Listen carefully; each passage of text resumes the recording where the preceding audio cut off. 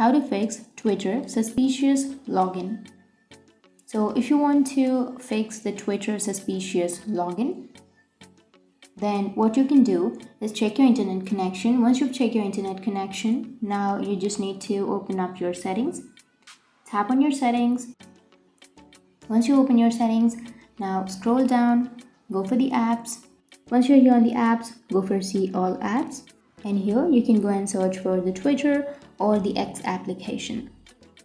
So once you've searched, tap on that, and here you will have an option of storage and cache. Tap on storage and cache, and here you need to tap on clear cache and also the clear storage. Tap on clear storage, and here this will include the files, settings, apps, data, and everything will be deleted from this device. So tap on delete, and once you deleted the app data, your problem will be fixed. So that's how you can fix the Twitter suspicious login, and if you have any questions, feel free to comment below. Thanks for watching.